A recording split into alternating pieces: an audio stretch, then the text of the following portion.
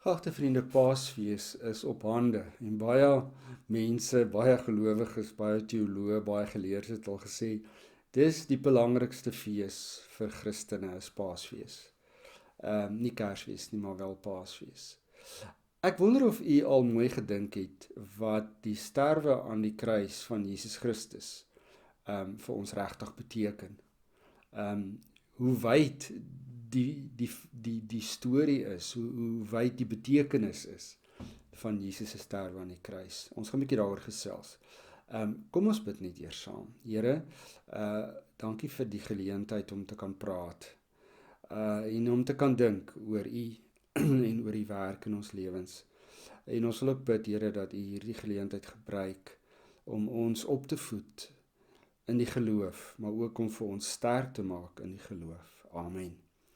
Nou vriende, as ons lees in Jesaja 53, en ek gaan vir die stukkie lees van vers 3 af, dan sien ons 'n man van smarte. En dit is so duidelik, daar is seker nêrens 'n plek in die Ou Testament wat so duidelik voorspel van Jesus presies soos hy gekom het en presies met wat hom gebeur het nie. Kom ons kyk 'n bietjie daarna. Hy was verag en deur die mense verstoot, 'n man van lyding wat pyn geken het. Iemand vir wie die mense die gesig wegdraai. Hy was verag, ons het hom nie geken nie.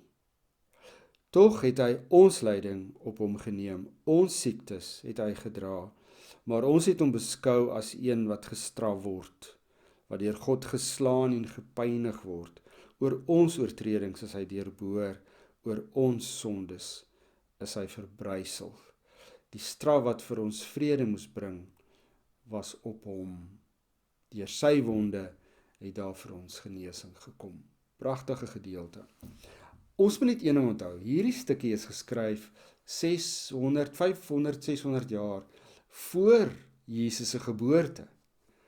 En voor Jesus se geboorte al, het die Ou Testament voorspel dat daar 'n diensknegt sal wees. Maar heel moontlik praat die gedeelte van ons al oor mense, individue wat reeds as diensknegte van God gesien kan word, nê?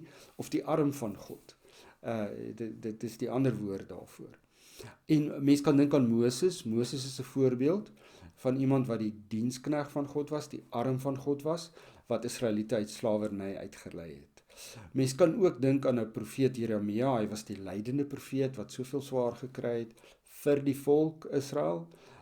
En hy kan jy ook sien as die lydende knegt van die Here, maar ook die arm van die Here, wat mense op die regte pad gelei het en mense op die regte pad gebring het.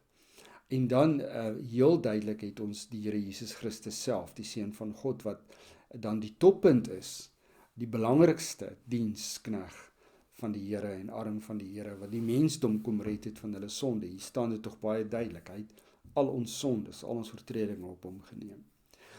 Maar vriende, daar kan ook later mense gewees het wat hulle lewe opgeoffer het, wat mens ook kan sien as die diensknegt van God. Maar mens kan ook die kerk sien as die diensknegt van God, nie? Die lydende diensknegt van God. So as die kerk ly en gepynig word deur die wêreld van vandag, dan verstaan jy waar dit kom, want die kerk is die diensknegt van die Here of die arm van die Here in die wêreld.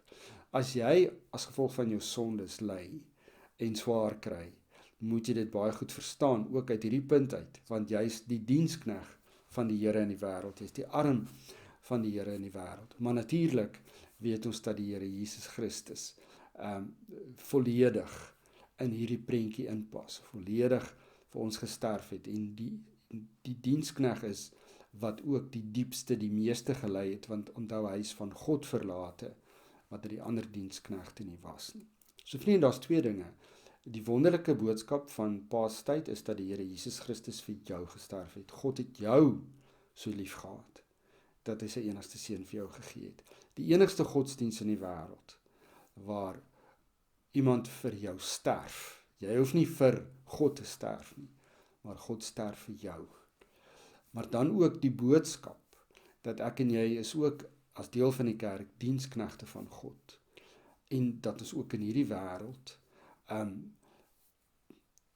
sal sterf sal swaar kry. Ons is ook kwesbaar, die kerk. Somtyds so nietig, so swak in die wêreld, maar ons is die dienskneg van God, die arm van God in hierdie wêreld. En ons moet ook daarvoor gereed wees, dat ons ook die pad van die dienskneg kan loop.